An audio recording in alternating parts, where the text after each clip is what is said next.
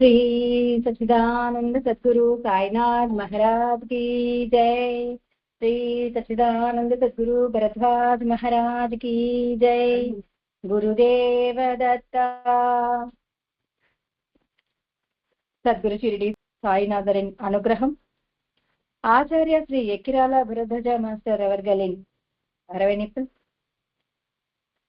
சாய்நாதரின் அளவற்ற அன்புடன் இந்த சத்சங்கத்தில் நாம் அனைவரும் அவரின் ரட்சணையும் அவரின் பாதுகாப்பில் நிறைய விஷயங்களை தெரிஞ்சு கொண்டே நம் வாழ்க்கையை மிக அழகாக வாழ்ந்து கொண்டே வருகின்றோம். இன்று விஜயதசமி.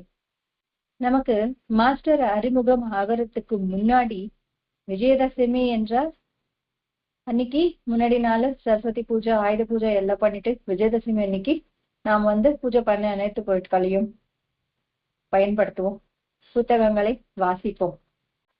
மாஸ்டர் வந்ததுக்கு பிறகு நாம் தெரிஞ்சுக்கிட்டோம், அன்று சத்குரு சாய்நாதர் சீமோல்லங்கனம் செய்த நாள், அவர் மகா சமாதி அடைந்த நாள் என்று தெரிஞ்சுக்கிட்டு விஜயதசமியை பாபாவின் திருநாளாக நாம் கொண்டாடி வருகின்றோம். பாபா பாமர மக்களின் பார்வைக்கு தெரியாமல் மறைந்து 108 வருடங்கள் முழுமையடைந்தது. 108 வருடங்கள் தாண்டிடுச்சு பாபா மகாசமாதியார் ஆனது. ஆனா இன்று அவருடைய அன்பையும் அரவணைப்பையும் அவருடைய ஆசிகளையும் நாம் அனைவரும் அனுபவிக்கின்றோம். அப்படின்றால் அதுக்கு நாம் முதல்ல மாஸ்டர் அவர்களுக்கு, ஆச்சாரிய ஸ்ரீ எக்கிராலா பரத்வாஜ மாஸ்டர் அவர்களுக்கு கோடானு கோட நன்றி தெரிவிக்க வேண்டும். ஏன்னா இங்கேயோ மகாராஷ்டிரா நாட்டுல, சரி அவர் வாழ்ந்த காலத்துல தெரிஞ்சிருக்கலாம், ஆனா இப்போ தெரிஞ்சது 108 வருஷங்கள் தாண்டி இன்னைக்கு பாபாவின் மகா சமாதி திருநாள் என்றது ஷிரடியில மிக வைபவமாக கொண்டாடப்படுகின்ற ஒரு பண்டிகை. நாமளும் இங்க அதனை ஷோடசோபச்சார பூஜையாகவும் சாய்நாதரின் உற்சவமாகவும் நகரோற்சவமாகவும் கொண்டாடி வருகின்றோம். ஒரு விஷயத்தை, நான் தெரிஞ்சுக்கிட்ட விஷயத்தை 10 பேருக்கு சொல்றது, சுவாத்தியாய பிரவச்சனாபியம். அந்த தெரிஞ்சுக்கிட்டார் மாஸ்டர், அவர் தெரிஞ்சுக்கிட்டாரு, அவரை அன்பை பெற்றாரு, அவரை தரிசித்தாரு. நம் அனைவரையும் அவர் நீங்களும் இந்த அன்பும் அரவணைப்பும் ஆசையும் பெற வேண்டும் என்று நமக்கு ஒருக்க சொல்கிறார் மாஸ்டர் அவர்கள். சரி, 108 வருடங்கள் தாண்டி விட்டன. 1 + 0 + 8 9. இந்த 9 அப்படின்னாலே நாம் நவவித பக்தி அப்படின்னு எண்ணலாம். கிட்டத்தட்ட மாஸ்டர் பக்தி. ஏன்னா பாபா எல்லாருக்குமே தெரிஞ்சிருக்கலாம், சின்ன வயசுல பார்த்திருக்கலாம், யாராச்சும் கும்பிட்டு இருக்கும் போது நம்ம பார்த்திருக்கலாம். ஆனா பரத்வாஜ மாஸ்டர் நம் பெரம்பூரில், நம் சென்னையில் அறிமுகமாகி 10 வருடங்கள் கடந்து விட்டன. இப்போ இந்த 10 வருடங்களாக மாஸ்டர் நமக்கு என்ன சொல்லி கொடுத்திருக்கிறாரு, நாம் என்ன கத்துக்கிட்டோம் அப்படின்னு பார்த்தா, இந்த 10 வருடங்களாக அவர் முயற்சி பண்ணிட்டே இருக்காரு நவவித பக்திகளை நமக்கு சொல்லி கொடுப்பதற்கு. நவவித பக்திகள் என்னன்னுட்டு நம்ம பூஜையில பார்த்துக்கிட்டோம், தெரிஞ்சுக்கிட்டோம். அந்த பக்திகள் வர்றதுக்கு என்ன பண்ணணும் அப்படின்னா, முதல்ல அரிஷட் வர்க்கங்களை நாம் ஜெயிக்க வேண்டும். எப்படி? வீடு தூய்மையாக இருந்தால்தான் நாம் அந்த வீட்டுல பூஜையாகட்டும், விருந்தாகட்டும், ஒரு பண்டிகையாகட்டும் நடத்துவோம். அந்த மாதிரி இந்த தேகம், இந்த மனம் தூய்மையாக இருக்கும் பொழுது அந்த நவவித பக்திகள் குடிக்கொண்டோம். இந்த ஹர்ஷித் வர்க்கங்களை ஜெயிக்க சொல்லிட்டாங்க. ஒவ்வொரு பண்டிகையிலும் சொல்லப்படுற விஷயங்கள் என்ன? நவராத்திரி நம்ம கொண்டாடினோம். 3 நாள் துர்கை அம்மன், 3 நாள் லக்ஷ்மி அம்மன், 3 நாள் சரஸ்வதின்னு சொல்லிட்டோம். இதுக்கான உள்ளர்த்தம் என்ன? துர்கை அம்மன் ஆதிசக்தி அவதாரம். எதுக்காக? துஷ்ட சிக்ஷன, சிஷ்ட ரக்ஷன, துஷ்டர்களை அசுரர்களை சம்ஹரிப்பதற்காக அவதரித்தாங்க. நாம் அந்த 3 நாள அந்த அம்பாளை வழிபட்டோம். நமக்குள்ள இருக்கிற அசுரர்கள் 6 அசுரர்கள் நமக்குள்ள குடிக்கொண்டிருக்கிறார்கள். அவர்களை சம்ஹரிக்கிறதுக்கு நாம் முயற்சி மேற்கொண்டால் அவங்களும் அந்த முயற்சியை எளிதாக விடுவார்கள். அசுரர்களை கொல்ல வேண்டும். நமக்கு அதுக்கு ஒரு 3 விஷயங்கள் தேவைப்படும். நமக்குள்ளேயும் நமக்கு வெளியேயும் இருக்கிற விஷயங்களை நாம் அசுரர்களை கொல்வதற்கு 3 விஷயங்கள் தேவைப்படுது. எதிர்ப்பு, மனோநிகிரகம், நிர்மூலமாக்குறது, எதுவுமே இல்லாமல் அழிப்பது. எந்த ஒரு விஷயமும் தவறாக நடக்குதோ அப்போ அந்த விஷயத்தை நாம் எதிர்க்க வேண்டும். இதுதான் தர்மம்.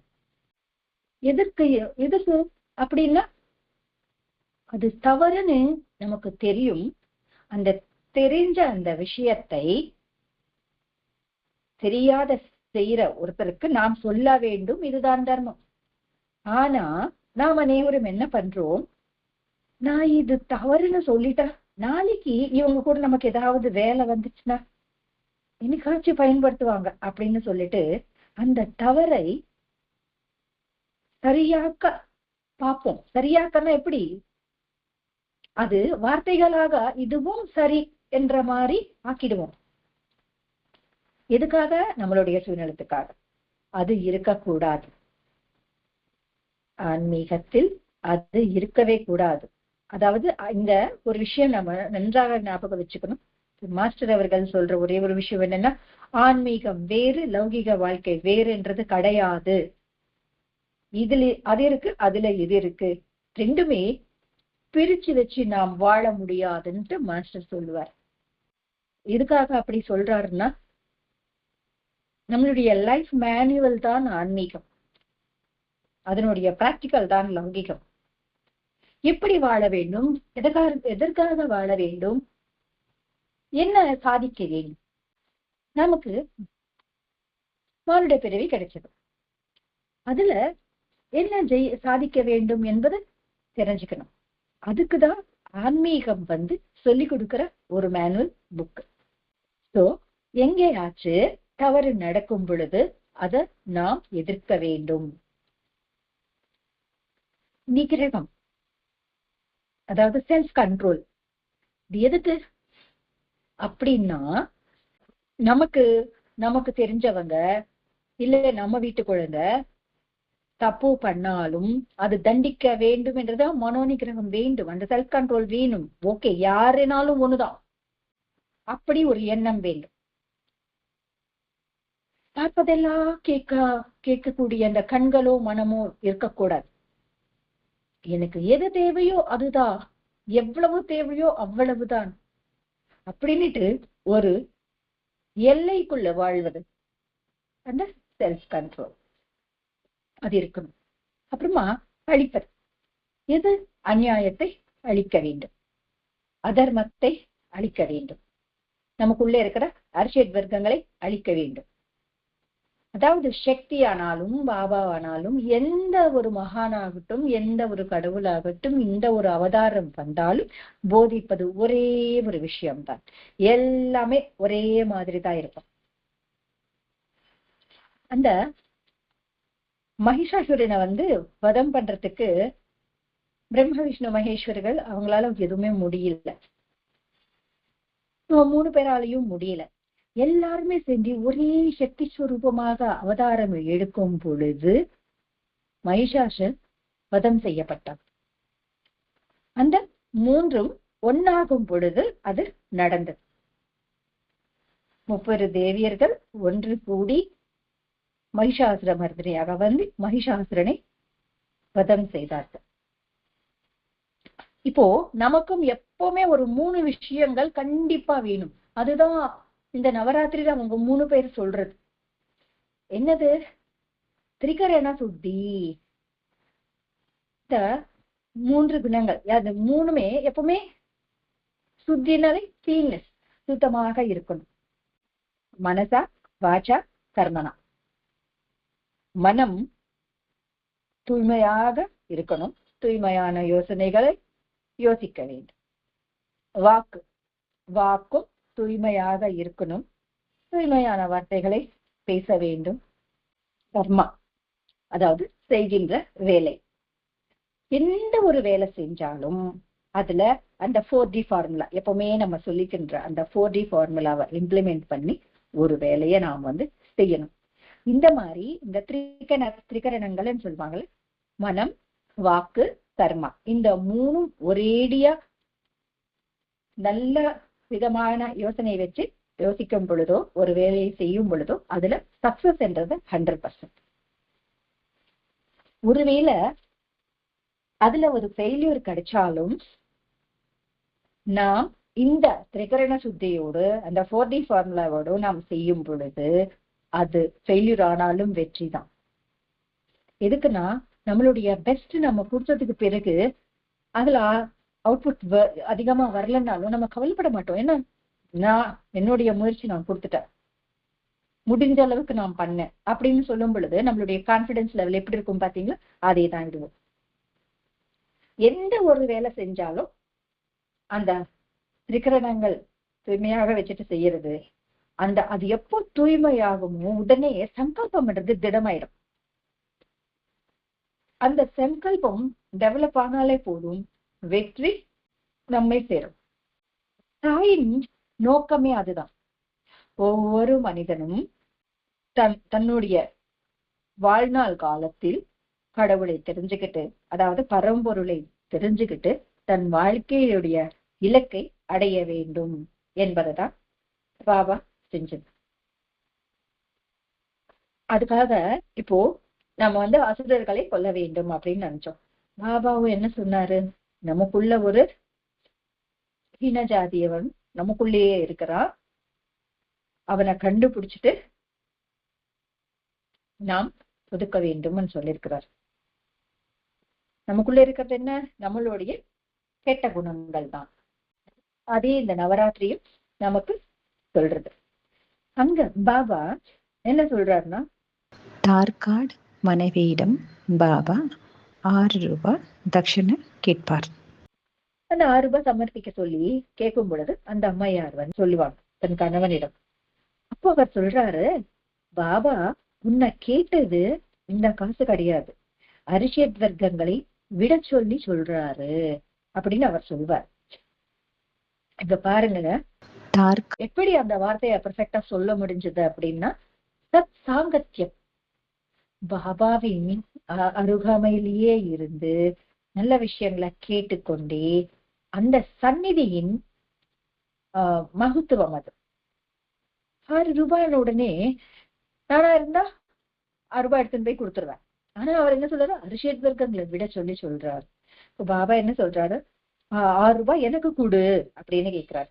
அந்த அம்மையார் பாபா நான் அது எப்பவோ உங்களுக்கு சமர்ப்பிச்சிட்டேன்னு சொல்றாரு. உடனே அந்த நிலை தவறாமல் பார்த்துக்கொள் அப்படின்னு பாபா சொல்றார்.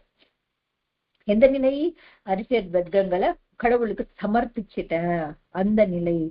இப்போ நாம எல்லாரும் என்ன நினைச்சுட்டோம்? அரிஷத் வர்க்கங்களை ஜெயிக்க வேண்டும், அரிஷத் வர்க்கங்களை விட வேண்டும் அப்படின்னு பாக்குறோம். இங்க பாபா என்ன சொல்ற? எனக்கு கூடன்னு கேட்கிறாரு.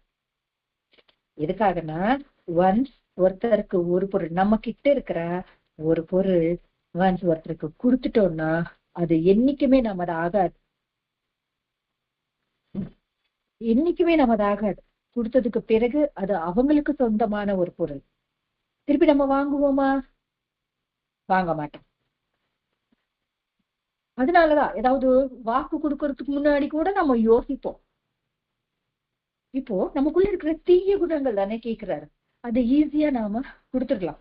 கொடுத்ததுக்கு பிறகு நாம என்ன ஞாபகம் வச்சுக்கணும்னா, நான் அது சத்குருவுக்கு சமர்ப்பிச்சுட்டேன், இனி எனக்கு கோபம் வரக்கூடாது, பேராசை வரக்கூடாது, அகந்தை வரக்கூடாது, கஞ்சத்தனம் வரக்கூடாது. இந்த மாதிரி ஒவ்வொரு விஷயத்தை நாம் அனலைஸ் பண்ணதுக்கு பிறகு, பாபா நான் அது உங்களுக்கு சமர்ப்பிச்சுட்டேன்னு சொல்லணும். சமர்ப்பிச்சதுக்கு பிறகு வராம பார்த்து கொள்வதுதான் சாதனை.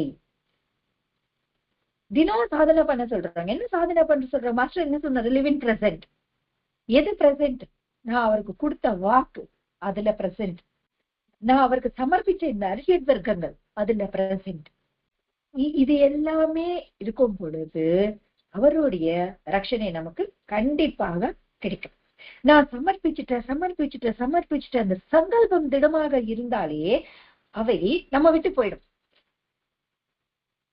நம்ம வைக்கிறதுதான் ஒரு விதத்துல சாதனை என்றால், நம் மனதை அவர் சந்நிதியை உணருதுன்னு சொல்லி நம்ப வச்சு அது உணர்வதுதான். இது எல்லாமே நவராத்திரி இல்லையா? நாம நவராத்திரியில சொல்றோமே அம்பாளுக்கு தானே அப்படின்னு நினைச்சோம்னா, பாபாவும் அவங்களுடைய ஸ்வரூபிதான், அவங்களும் பாபாவுடைய ஸ்வரூபிதான். எப்படி ஒரு தாய் நம்மளுடைய அம்மாவே வீட்டுக்கு இத்தனை நாள் 9 நாள் நம்மளுடைய உபசரிப்பை ஏற்றுக்கொண்டு நமக்கு நம்மளுடைய சுற்றமும் நட்பும் எல்லாருக்கும், ஏன்னா எல்லாரையும் கூப்பிட்டு அவங்களுடைய ஆசையை பெற சொல்லு தானே நம்ம கேட்கிறோம். சோ எல்லாருக்கும் ஆசீர்வாதம் கொடுத்துட்டு அனுகிரகம் பண்ணி எது வேணுமோ அதை கொடுத்துட்டு சந்தோஷப்படுத்தின அந்த தாய் எப்படி அவங்க ஒரு அல்ப சந்தோஷின்னு சொல்லலாம். ஜெகத்குரு ஆதிசங்கராச்சாரியார் கனகதாரா ஸ்தோத்திரம் படிச்ச உடனே தங்க நெல்லிக்கனியின் மழை வந்தது. எதுக்காக? தன்னுடைய குழந்தை ஆதிசங்கர் அந்த நெல்லிக்கனி, அந்த 7 பெண்மணியின் கையால் வாங்கின அந்த நெல்லிக்கனிக்கு திருப்தி அடைஞ்சிட்டார். அதாவது உண்மை எங்க இருக்கோ, தூய்மை எங்க இருக்கோ, அங்க ஆட்டோமேட்டிக்கா கொடுக்கப்படக்கூடிய பொருள் மேல கவனம் இருக்காது. கொடுக்கப்பட்ட பாவனையில் தான் அவர்களின் பார்வை இருக்கும். எந்த பாவனையோடு அப்படின்றதுதான் அதுல இருக்கும். சோ அவர் ஒரே ஒரு ஸ்லோகம் படிச்ச உடனே அவரின் தாய் தங்க நெல்லிக்கனியை மழையாக பொழிந்தார். அது அந்த காருண்ய மூர்த்தின்னு சொல்லுவாங்க. அந்த ஒரு கேரக்டர் காருண்ய மூர்த்தின்னு சொல்லுவாங்க. பாபா எனக்கு பண கஷ்டமா இருக்குன்னு சொன்னா, ஒரு மரத்தடியில போய் நோண்டி பாருப்பா, அங்க புதையலே இருக்குன்னு சொல்றாரு. அவரும் காருண்யமூர்த்தி தான். ரதி தேவி வருவாங்க. மன்மதனை எரிச்சதுக்கு அப்புறமா ரதி தேவியிடம் அவருக்கு உயிர் கொடுக்க சொல்லி பிரார்த்தனை பண்ணுவாங்க. அவங்க அதுவும் செய்வாங்க. அப்படின்னா மமகாரம், அதாவது அளவற்ற அன்பு. பாபாவும் மல்லாம்பாயை அப்படித்தானே காப்பாத்தினாரு. மகாகவி காளிதாஸ் படிப்பறிவே இல்லை. அவர் நாக்கு மேல எழுதின அந்த வேதாட்சரம் அவர் மகா கவியாக மாறினார். பாபா எந்த ஒரு சாஸ்திர ஞானம் இல்லைனாலும் பூட்டி கையில அந்த ஜோசியத்தை பாக்குறதுக்கான புக்கு கொடுத்தாரு. அவருக்கு அந்த இது வந்துதா? எத்தனை பேருக்கு ஒரு குழந்தை நான் ஃபெயில் ஆயிடுவேன் அப்படின்னு எக்ஸாம் போலன்னா நல்லா படிப்பா அப்படின்னு சொல்லி அனுகிரகம் பண்ணாரு. ஆதி பிக்ஷுவுக்கு பிக்ஷை கொடுத்துட்டு அந்த தாய் அன்னபூர்ணியாக வடிவம் எடுத்தாங்க. பாபா என்ன சொன்னாரு? என்னுடைய பக்தர்களின் வீட்டில் இல்லை என்ற ஒலி ஒலிக்காதுன்னு சொன்னார். அதாவது அது எந்த கடவுளாக இருந்தாலும் எந்த அவதாரம் இருந்தாலும் சொல்ற விஷயங்கள் ஒன்றே. மனிதன் இந்த பிறவியை எடுத்ததுக்கு பிறகு தன்னுடைய இலக்கை அடைய வேண்டும். அதுக்கு தன்னுடைய முயற்சி தான் தேவை. அந்த முயற்சி 100% இருக்கும் பொழுது அவங்களுடைய ஆசிகள் 200% இருக்கும். நம்மளுடைய வாழ்க்கை அனித்தியம், அதாவது நித்தியமான எப்பொழுதுமே இருக்கிறது. அவருடைய பகவானுடைய தன்மை கடவுளின் தன்மை, ஆதிசக்தியின் தன்மை என்னது? எப்பவுமே இருக்கும், அது நித்தியம். ஆனா நாம் குறிப்பிட்ட காலம் வரைக்கும் தான் இங்க வாழ போகின்றோம். நாம் அனித்தியம். இந்த தேகம் கொஞ்ச நாளைக்குதான் நமக்கு தரப்பட்டு இருக்கு. இதுதான் சீமோலங்கனம் அப்படின்னா. சீமை அப்படின்ற எல்லை என்ற பொருள் உண்டு. எல்லை தாண்டுவது. என்னது எல்லை? இந்த தேகம் இதுக்குள்ள அடைக்கப்பட்டிருக்கிற இந்த ஆன்மா நீ லிமிட்ஸ் அற்றது. இந்த ஆன்மா பரமாத்மாவில ஐக்கியமாகக்கூடிய தன்மை கொண்டது என்று தெரிஞ்சுக்கிட்டு முயற்சி செய்யறது சாதனை. அப்போ அனித்தியமான இந்த தேகத்துக்குள்ள ஆத்மா நித்தியமாகி மாறிவிடும். அதுதான் மரணத்தை வெல்வது என்று சொன்னார். மரணத்தை ஜெயிக்க வேண்டும். எப்படி? அதுக்கான முயற்சிகள் தான் எல்லா மகான்களும் சொல்லிட்டே வர்றாங்க. நான் இந்த தேகம்தான், இதுதான் நான், இதுதான் என் குடும்பம், இதுதான் என் வாழ்க்கை என்ற லிமிட்ஸ் தாண்டி பார்க்கும் பொழுது எல்லாருக்கும் இதேதான் இருக்கு. ஆனா மகான்கள் அதை எப்படி மாறுறார்கள்? இப்போ நாம எல்லாருமே கபாலீஸ்வரர் கோயிலுக்கு போவோம், அப்படி ராவாரத்தை சுத்தி பார்த்துட்டு சுவாமி தரிசனம் பண்ணிடுவோம், வந்துருவோம். அங்க நாயனார்கள் இருக்காங்க. அவர்களும் நம்ம மாதிரி சாதாரண மனிதர்கள் தான். ஆனா எப்படி அந்த இடத்துல அவங்களுக்கு இடம் கிடைச்சது? அவங்க இந்த தேகம் என்ற எல்லையை தாண்டினார்கள். சீமோலங்கனம். பாபா சில ஆண்டுகளுக்கு முன்னாடியே சொல்லிட்டார், ஒரு விஜயதசமி அன்று இன்றுதான் என்னுடைய சீமோலங்கனம் அப்படின்னு சொன்னார். அது இந்த தேகத்தை விட்டு தேகத்துக்கு அப்பாற்பட்ட நிலைக்கு பாபா சென்றார். தேகமே ஒண்ணு வச்சு ஒரு லிமிட்ஸ்ல அவர் இல்லை. இன்னைக்கும் அந்த தேகத்தோட எல்லாருக்கும் தரிசனம் கொடுக்கிறார். அவர் சைத்தன்யத்தாலேயே எல்லா விஷயங்களுமே செய்கிறார். ஒரு உணர்வு மூலமாக பக்கத்துல நான் இருக்கேன்ற அவர் நம்மளை உணர வைக்கிறார். அப்படி என்னாச்சு? இந்த தேகம் என்ற அந்த லிமிட்ட அவர் தாண்டதுனால இன்னைக்கு அவர் அமரத்துவம் பெற்று இன்னும் இருக்காரு. 108 வருடங்களுக்கு பிறகும், மகா சமாதியான 108 வருடங்களுக்கு பிறகும் பாபா இங்க இருக்கிறார். அப்போ இந்த துர்கா, லட்சுமி, சரஸ்வதி இவங்க எல்லாருமே எப்ப அவதாரம் எடுத்தாங்க? எத்தனை லட்சம் காலங்கள் ஆச்சு? இத்தனை வருடங்கள்னு சொல்ல முடியுமா? ஒன்று இருக்காங்களே, எப்படி? அப்படின்னும் பொழுது எல்லாருமே செஞ்சது என்ன? அந்த சீமூலங்கள்.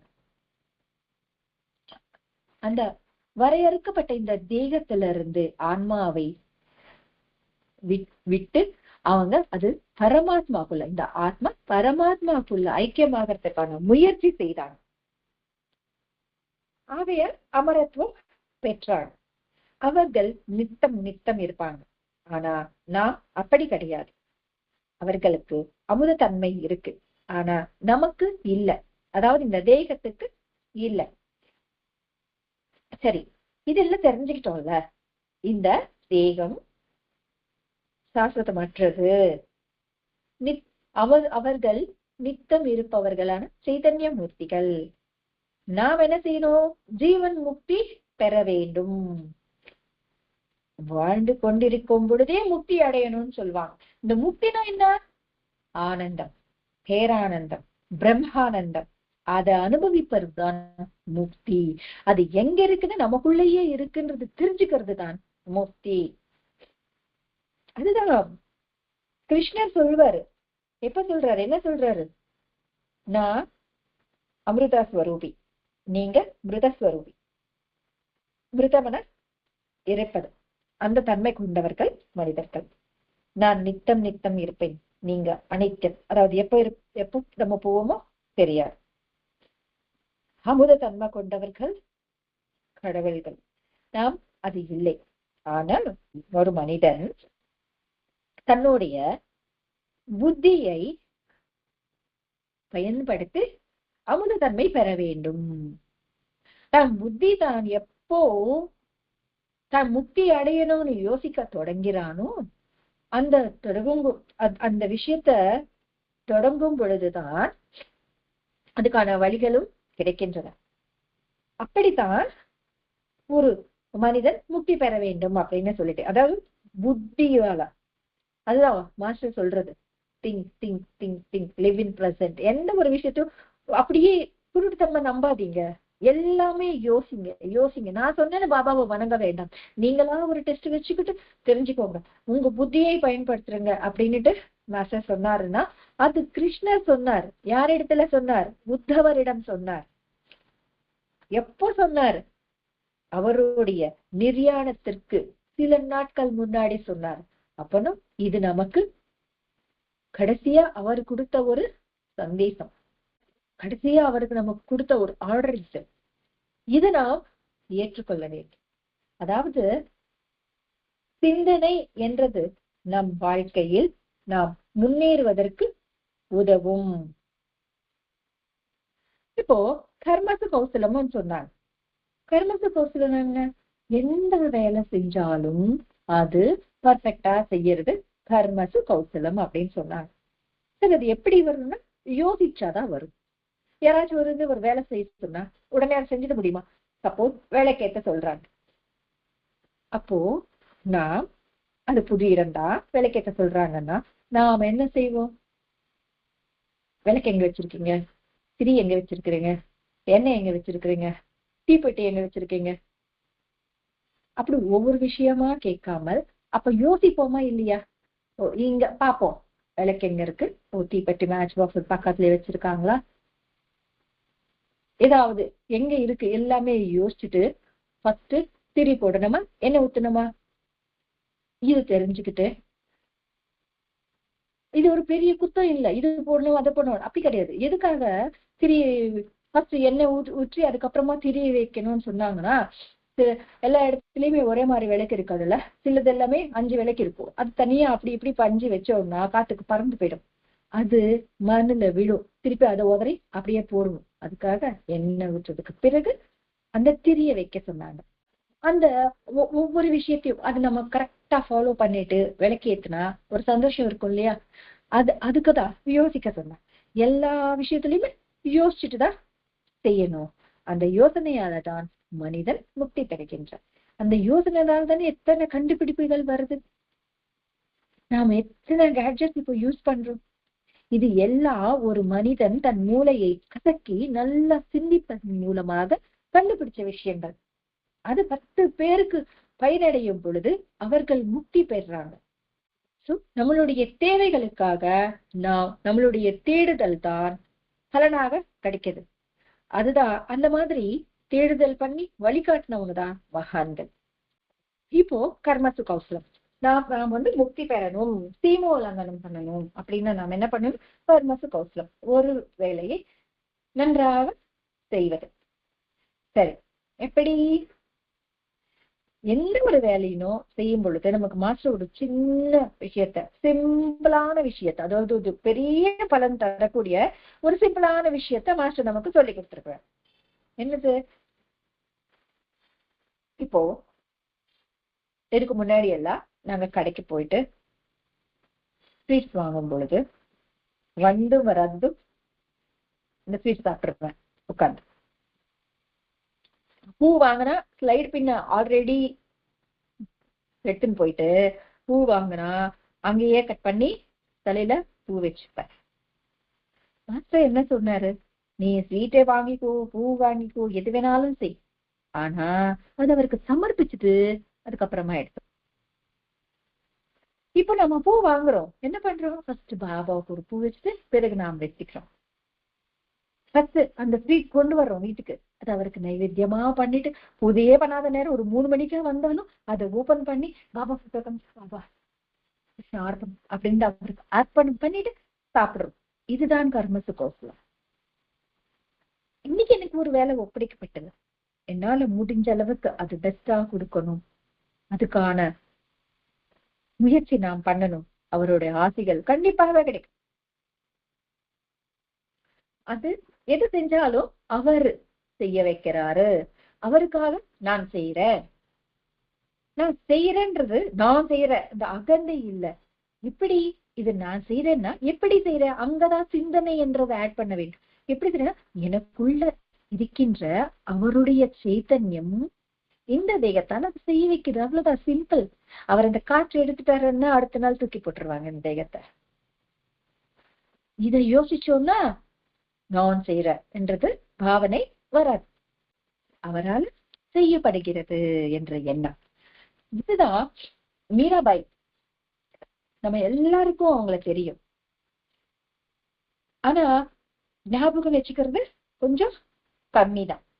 இது இப்படிதான் நடக்கணும், இது இவ்வளவுதான் இருக்கணும், இது இப்படி பெஸ்டா பண்ணணும் அப்படின்னு நம்ம நினைச்சுக்கிறோம். அந்த அம்மாவுக்கு பால்ல விஷம் கலந்து கொடுப்பாங்க, அந்த அந்த அவங்களுக்கு தெரியாது. அந்த பால் எடுத்துன்னு போயிட்டு கிருஷ்ணருக்கு நைவேத்தியமாக சமர்ப்பிச்சுட்டு தினம் நைட்ல அந்த அம்மா சாப்பிடுகிற உணவு அந்த ஒரு கிளாஸ் பால் தான்.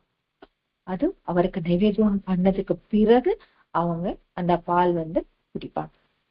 அன்னைக்கு அதே மாதிரிதான் நடந்தது. அவங்க விஷம் கலந்து வச்சுட்டாங்க, அவங்க கிருஷ்ணருக்கு சமர்ப்பிச்சுட்டாங்க, பால் குடிச்சாங்க, அவங்களுக்கு ஒண்ணுமே ஆகல.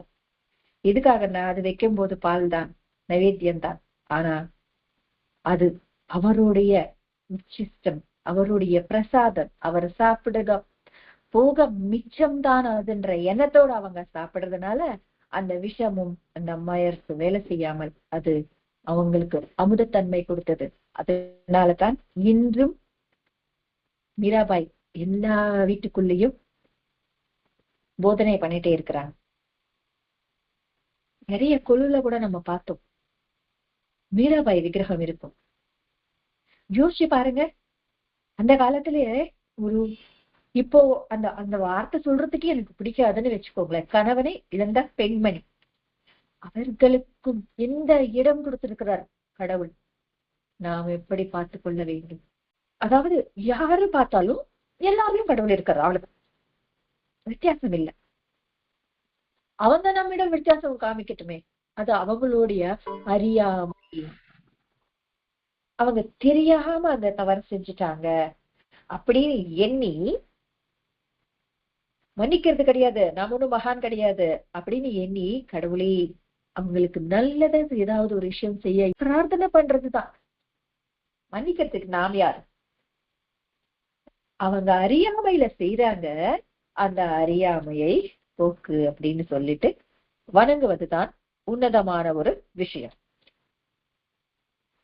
பாபாவின் சரித்திரம் நாம் அனைவருக்கும், அதாவது சாய் லீலாமிருதம் மாஸ்டர் எழுதின புக்கு அது மட்டும் அப்படின்னு இல்ல, சாய் சச்சரித்திரம் இருக்கு, எல்லாமே பாபாவின் லீலைகள், பாபாவின் போதனைகள், பாபாவின் மகிமைகள். எது நாம படிச்சாலும் அந்த சாய் லீலாமிருதத்துல ராமாயணம் இருக்கு, மகாபாரதம் இருக்கு, பாகவதம் இருக்கு. நமக்கு சாயின் திருவிளையாடல் தான் அஷ்டாதச புராணங்கள், உபனிஷத்கள், ஸ்மிருதிகள், வேதங்கள். எதுக்காகன்னா அவர் எதுவுமே புதுசா சொல்லல, இருக்கிறது தான் நமக்கு புரியுற மாதிரி சொல்லியிருக்கிறார், எளிதாக சொல்லியிருக்கிறார். ஆகையால் நாம் கடவுளின் அனுகிரகம் பெற வேண்டும். எப்பவுமே நாம இது பத்தியே யோசிக்கிறது இல்லை 24 மணி நேரம். ஃபர்ஸ்ட் நம்ம வீட்டு தேவைகள் பாக்குறோம், வீட்டுல இருக்கிறவங்களுக்கு தேவைகள் பாக்குறோம், நம்மளுடைய தேவைகளை பாக்குறோம், அதுக்காக பிரார்த்தனை பண்றோம், ஆரோக்கியத்திற்காக பிரார்த்தனை பண்றோம். இதுக்கு எல்லாம் முடிஞ்சுதான் முக்தியோ அமுது தன்மையோ தேடுறது. ஆனா அவர் ஈஸியா சொல்லி கொடுத்துட்டார், நீ எல்லாருல என்ன பாரு, எல்லாருமே எல்லா மனுஷங்கள்ல இல்ல, எல்லா உயிரினங்களும் என்ன பாருன்னு சொல்லிட்டார். கிருஷ்ணர் சில பேருக்கு மட்டும்தான் விஸ்வரூப தரிசனம் கொடுத்தார், ஆனா சாய்நாதர் எல்லாருக்கும் கொடுக்கிறார். எப்படி? நாயை அடிச்சா அதுல நான் இருக்கேன்னு சொன்னாரு, பூனை அடிச்சா என் மேல அடிபட்டுச்சு பாருடான்னு சொன்னாரு, பூ வச்சு பூஜை பண்ணா அம்மா நான் வந்தேன் நீ இந்த பூ வச்சு பூஜை பண்ணன்னு சொன்னாரு. அப்போ சாயின் சரித்திரம் வாசிக்கும் பொழுது நாம் எப்படி வாசிக்க வேண்டும்? அவரு நம்மை திருத்தி மேன்மைப்படுத்தி நமக்கு முக்தி கொடுக்கறதுக்கு தான் வந்தாரு. நாம் எதுவுமே அவரிடம் கேட்க வேண்டும் என்ற அவசியமே இல்லை. ஒரு தாய் மாதிரி அந்த ஆதிசக்தி மாதிரி, இந்த மகிஷாசுர மர்த்தினி மாதிரி, கருணையின் வடிவமான அம்மையார் மாதிரி, ஞானத்தின் வடிவமான சரஸ்வதி மாதிரி, நாம் கேட்டதெல்லாம் கொடுக்கிற அந்த லக்ஷ்மி, எல்லா ரூபங்களிலும் அவர்தான் இருந்து நம்மை காத்து கொண்டே இருக்கிறார். அந்த எண்ணம் வச்சுக்கிட்டு நாம் வாசிக்க வேண்டும். ஏன் இங்க வாசிக்க வேண்டும் சொல்றோம், படிக்க வேண்டும் அப்படின்னா ஐ ரீடிங் ஆகக்கூடாது. ஐ ரீடிங் அப்படின்னு ஆயிடுச்சுன்னா அதுல இருக்கின்ற பொருள் புரியாது, அந்த பொருளை உணர மாட்டோம். அந்த பொருளை உணர்ந்தால் அந்த பேஜ் திருப்ப கூட முடியாது. ஒவ்வொரு விஷயம் இது ஏன் சொல்லப்பட்டது, இது ஏன் எழுதப்பட்டது, பாபா ஏன் இப்படிதான் சொல்லியிருக்கிறாரு அப்படின்னு யோசிப்போம். அதனால நாம் அனைவரும் பார்க்க கூடாது, தரிசிக்க வேண்டும். பார்ப்பதென்றது இந்த மாம்ச நேத்திரங்களால், தரிசிப்பதென்றது இதயத்தினால். இதயம் கொண்டு தரிசித்தால் தாயின் விளையாடல்கள் திருநூல் நமக்கு முக்தி தருவதற்கு எப்பொழுதுமே சித்தமாக இருக்கு, ரெடியாக இருக்கு. துர்கா, லக்ஷ்மி, சரஸ்வதி, அன்னபூர்ணி, விக்னேஸ்வரன் யார் வேணாலும் எடுத்துக்கோங்க, எல்லாமே அவரின் ரூபங்கள் தான். எல்லாருக்குள்ள இருக்கிறது ஒரே சக்தியின் சைதன்யம் தான். ஆகையால் நமக்கு பண்டிகைகள் உள்ள பொருள் சொல்லி கொடுத்தாரு நம் மாஸ்டர். அந்த பொருள் உணர்ந்து நாம் வாழ வேண்டும். முதல்ல சிவ குடும்பத்தை ஞாபகம் வச்சுக்க வேண்டும். சிவன் அவருடைய ட்ரெஸ்ஸிங் எப்படி இருக்கு, பார்வதி தேவியின் ட்ரெஸ்ஸிங் எப்படி இருக்கு, அவருடைய வாகனம் என்ன, பார்வதி தேவியின் வாகனம் என்ன, அவங்க குழந்தைகள் பிள்ளையாரின் வாகனம் என்ன, முருகனின் வாகனம் என்ன, அது எல்லாமே விருத்தமானவைதான். ஆனா ஒரே குடும்பத்துல எப்படி வாழுது, எதுக்காக அவங்க அந்த மாதிரி டிஃப்ரெண்ட் ஆன அனிமல்ஸ அவங்களுடைய வாகனங்களாக வச்சிருக்கிறாங்கன்னா, அந்த அனிமல்ஸ் தான் நம்மளுடைய எண்ணங்கள். அது நம் வீட்டிலும் அந்த மாதிரி டிஃப்ரெண்டான எண்ணங்கள் கொண்டு இருந்தாலும் அப்படித்தான் இருப்போம். இருந்தாலும் ஓர் குடும்பமாக வாழ்றதுதான். இப்போ பார்வதி தேவி நீ அழகாக ட்ரெஸ் பண்ணிக்கிட்டு நகைகள் அணிந்து இருக்கணும் அப்படின்னு சொல்லிட்டு சிவபெருமான் கிட்ட சொல்லல. சிவபெருமானும் நான் என்ன இந்த சாம்பலை பூசிக்கொண்டு புளித்தோலை கட்டிட்டு தானே நான் போறேன், உனக்கு ஏன் இவ்வளவு அலங்காரம்னு அவரும் கேட்கல. அவர்கிட்ட இருக்கிற அந்த அனிமல்ஸும் ஒருத்தர் சண்டை போடல. இப்படி வாழ்றதுதான் குடும்பம். ஒருத்தரை புரிஞ்சுக்கிட்டு வாழ்றதுதான் குடும்பம். ஆனா இந்த காலத்துல என்னன்னா, நீ எனக்காக அட்ஜஸ்ட் பண்ணிக்க, எப்படி பிளெக்சிபிளா போகணும், எப்படி எனக்கு எது பிடிக்குமோ நீ அதுதான் செய்யணும். அது எப்படி நாம் அப்படி கேட்கும் பொழுது எதிரில் இருக்கிறவங்களும் அப்படித்தானே நினைச்சுப்பாங்க, எனக்கு எது பிடிக்கணுமோ நீ அப்படியா செய்யணும்.